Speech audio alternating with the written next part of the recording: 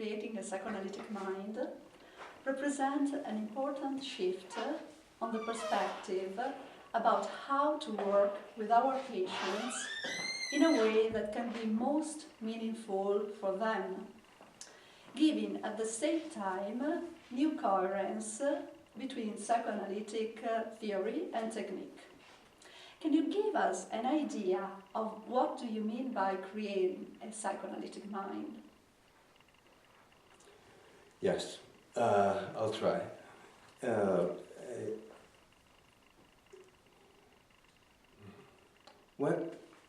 I think what we hope most from our patients is that two things. One, that they feel a certain freedom to be able to think about anything, and that it's the things we're afraid to think about that lead us into difficulty and cause symptoms. But also that what I hope a patient gets out of treatment is that when they need to understand something about themselves, when they're in trouble, when they're feeling anxious, when they're feeling depressed, that to find out why, they consult their own mind. That they are the best consultant to understand what it is that's going on within them. And that there are ways of practicing psychoanalysis that helps the patient understand that, and there are ways of practicing that interfere with the patient understanding that. I think I mentioned in my book that for too long, patients were told what was wrong with them, or what their problems were, and why, and that they were told what they thought were the reasons for this. And when a patient was in difficulty, they had no creative way to find out anything new about themselves that might be causing this difficulty. Yeah. So that's what I hope for a patient. Thank you. What do you consider to be the most significant change you are offering with this perspective? Is it more a theoretical or a technical shift? Or is it in the connection of these two aspects of our work that lay the significance of your ideas?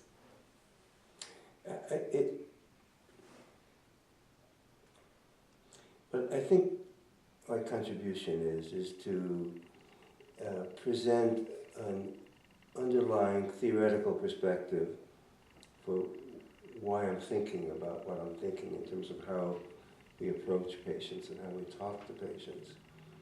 But also try to translate that theory into a way of thinking about working that people can understand, that changes the way people work. So I think it's both an attempt to explain the theory. Other people have talked similarly about the theory and about technique, but not put the two together in this particular way. Yeah. Does that answer? It is. Yeah? Absolutely, yes. Mm-hmm. Yeah. And in your book, it is very clear the importance to speak to the preconscious for the analysis and understanding. You state that one cannot interpret what is unconscious without preparation for making it accessible to preconscious thinking. Is still deep psychoanalysis. Well, no, this is a way to get to the deeper material. You get to the deeper material by working in layers of what the patient can understand, so that once they understand one part and they're comfortable enough with it, they can go a little deeper and understand another part. So I think it's, to me, it's the way that psychoanalysis becomes deeper, not any other way, by first working with what's available to the patient. Mm-hmm. Thank you. Your book is extremely rich on key concepts as transference, countertransference, and how the psychoanalysis proceeds in different phases, which I really recommend to the reader. But there's a topic in particular to which we usually don't pay as much attention as we should, asking questions. You write that rarely a method has been so widely used with so little written about it. Can you tell us something about this? Yeah. Well, in working with supervisees and in going to many clinical seminars, and people ask a lot of questions. And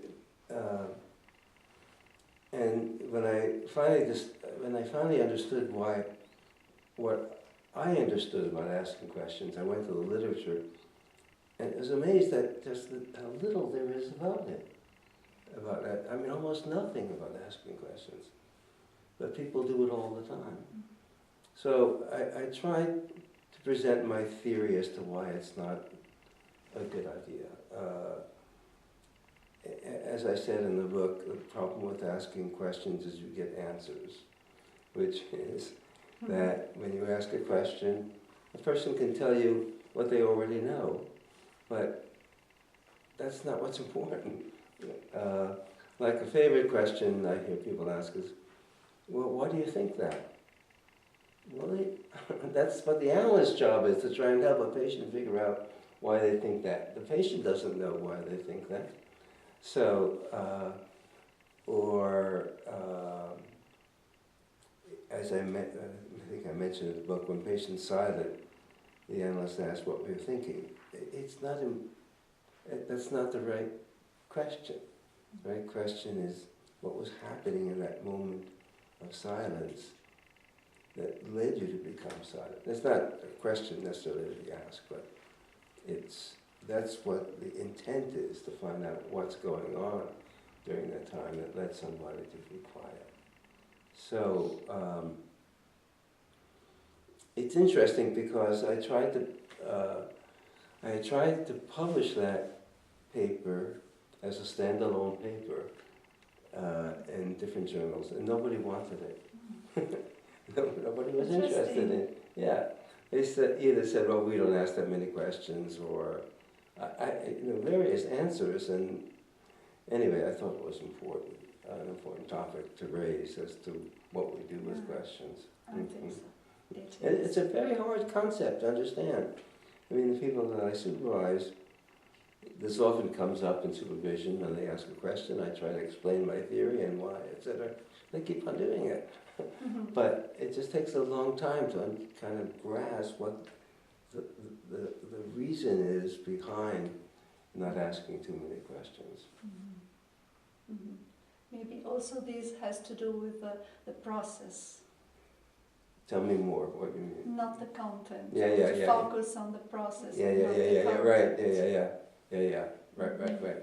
That the analyst is trying to get what the content is, while I'm interested in what the process is. Yeah.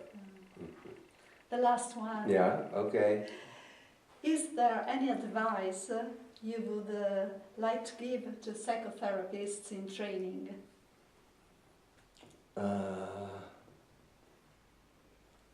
It's to what I would give to anybody in our field. That is, to see your training as the beginning of a journey.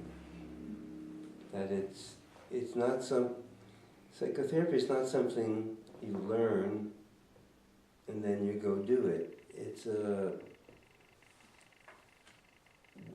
training, the beginning training is the beginning of a process, if you will.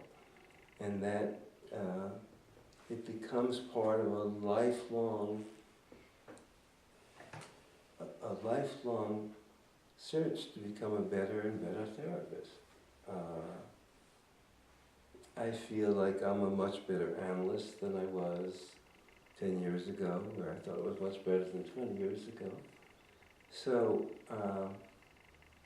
some people feel threatened by such an answer because they can't stand not feeling that they know everything that they need to know. Other people get excited by it as a, kind of a lifelong learning process. And I personally find it very, very exciting and interesting. I wanted to say something about the book also as I was thinking about it. Please. One of the things I think I accomplished in this book, and in a lot of my writing, is that I think you speaking about complex concepts, I tried to speak in a way that makes it available to people who are reading the book. Mm-hmm. That it isn't, I tried to avoid psychoanalytic jargon, but I try and explain things so people will understand that I work very hard at doing that in writing the book. That's the hardest part. When I write something, and then I rewrite it, and then I rewrite it, to try and make it as clear as possible. So, and I thought about this, I thought, well, it's like working with a patient, where you try to make yourself understandable to somebody, and not be so confusing that the person doesn't understand what you're talking about. And I think the result is excellent. Thank you. Thank you. Thank you. Bye. Yeah, Thank pleasure. you so much. Yeah, it's a pleasure.